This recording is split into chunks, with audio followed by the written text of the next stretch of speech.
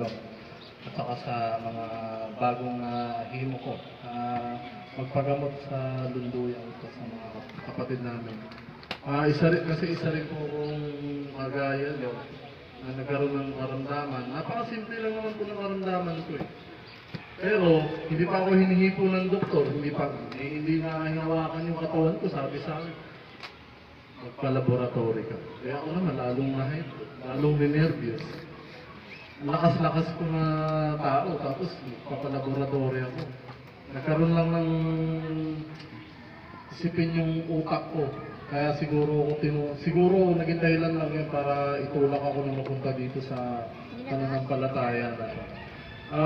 Bagamat hindi natin nakikita ang Diyos, sinabi naman niya na mapalad ang taong sumasampalataya kahit hindi niya ako nakita o nahawakan. Ibig sabihin, mas mapalad tayo sa mga... Ibig sabihin, di ba yung mga alagad niya noon, mapalad. Mas mapalad daw ang taong hindi nakakita at naniniwala sa Kanya. Yun ang nakalagay po sa banal na kasulatan. Kaya yun, pinangawakan ko sa isip ko at itinanim ko rin po sa puso ko na ayun, kung ano man maging tingin sa akin ng tao na ganito, unti-unti ko binabago yung sarili ko. Eh, nasa sa kanila na kung paniniwalaan nila yung mga lumalabas sa bibig ko. Kaya ako gumawa ng ganito para mahimok nga rin yung mga kapatid na mga kasama ko dito. Kasi ayoko lang naman na tayo lang yung maligtas, yung nakakaalam. Kasi ang tao ngayon, napakarami ng suliranin, problema, yan, mga isipin. Hindi nyo ba napapansin yung...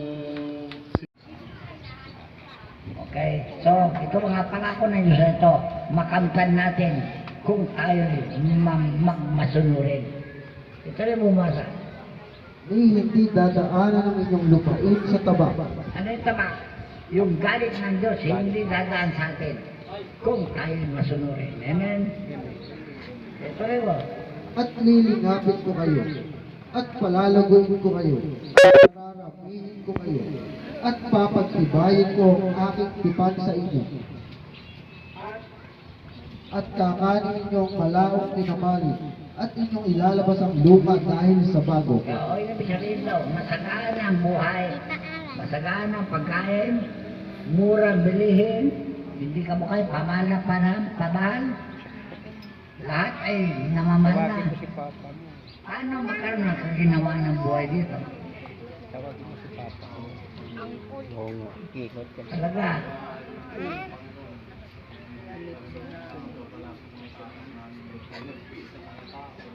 Kaya nga, kung tayo masunurin, pagpapalain niya tayo. Walang sakit na darating sa inyo. Kahit na makukulam, hindi kayo makulam dahil papawin lang niya yung makukulam. Mabuti ko rin nila. Hindi naman ako takot naman yan. Kahit na mag-claim siya na siya ay makukulam. Halugugin ko yan, tingnan nyo. Kaya saan magtago, matatagpo ang gawin yan. Ginagawa ko yan noon. Hanggang ngayon, gagawin ko pa rin. Dahil ako'y hari ng mga hari. Sabi nyo ha, kaibigan ko ang mga engkanto, kaibigan ko ang hari ng mga engkanto, nagkakasundo na kami. O yan lang, makukulam, hindi magkasundo. Pero, kaaway ko sila, pero mahal ko sila. Kung magsisi sila, iwanan nila dati ng gali, tatanggapin sila. Pero kung nila iwanan niya, naku, kalaban nila, tanda nyo. Okay? O sana magkaroon ng payapaan dito at lumaganap ang Ebanghelyo sa pagmagitan ninyo dahil yan ang tungkulin ng tao. Ecclesiastes 12:7. 12:13. 12:13.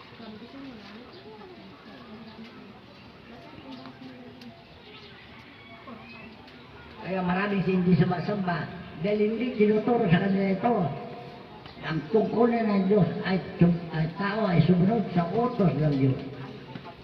Ito ang wakas ng bagay. Lahat ay narinig. Ikaw ay matakot sa Diyos at sundin mo ang kanyang mga utos sapagkat ito ang buong katungkulan ng tao. Hindi ba yun sinabi na kung kayo magmasunurin, kakain kayo ng buti ng lupain. Kung hindi, ilibigay kayo sa kamay ng kaaway. Gusto niyo yun? Sino kaaway nyo? Ito, makukulam. Ayan ka namin nakukulam eh. Pero kung ayaw ka na ibigay sa makukulam, ayaw nga gawin na sa iyo makukulam, hindi ka tatablan. Ano? Dahil sinabi niya, aking papawiin ng mga mabagis na hayop. Ay na Satanas, iatsan na sa impyerno. Maniwala kayo? So, makapangyarihan Diyos. Si Satanas, nilalang lang niya. Kaya lang, ayaw niya pasakop. Pag nang-ibanghelyo kami na ganito, may pabulog pa niya sa inyo. Huwag kayo maniwala dyan. Gusto yan? Binubulong kayo sa Satanas ngayon, huwag ka maniwala dyan. So, mapalad ang may maniwala sa Ebanghelyo. Dahil ang Ebanghelyo ay kaligtasan ng lahat ng mga tao. Amen? Amen. O, ibigay mo na kayo.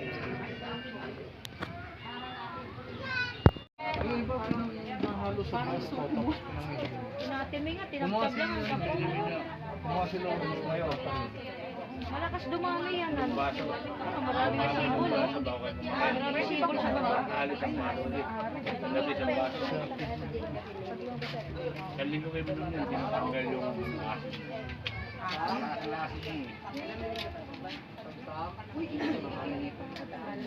Baka magpagbimusin na ang hawak. Tayo lang ang makasabay niyo. Ay, sa Tileo. Ay, sa Tileo. Ayun na, tawag mo, tara dito. Mark! Tara dito. Sinabi ko yan. Ayan. Masarap talaga pag ginaganyan. Pajama pa na yun. Bawal na lang uminom ng... Ayun si Dong, oh. Ayun si Dong. Ayun, yun pa yung bata. Nagkakain lang sa pagbuong may din.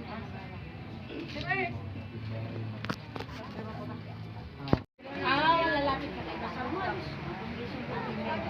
Gusto lang doktor, okay rin. Anong nakarating?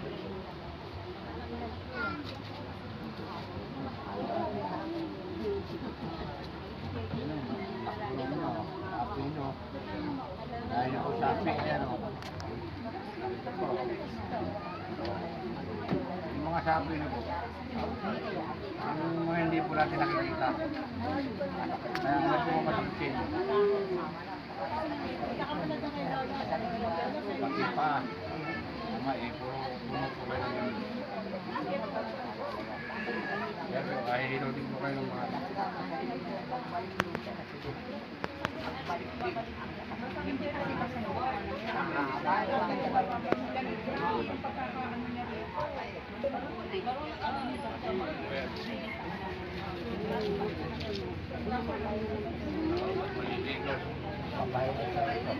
Facebook na to niya, lo. Yung binti, isang to. Kasi bumagsak yan.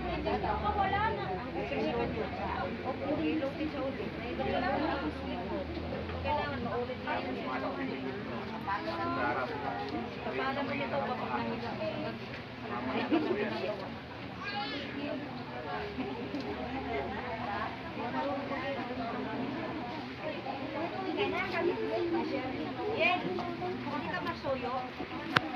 Okay.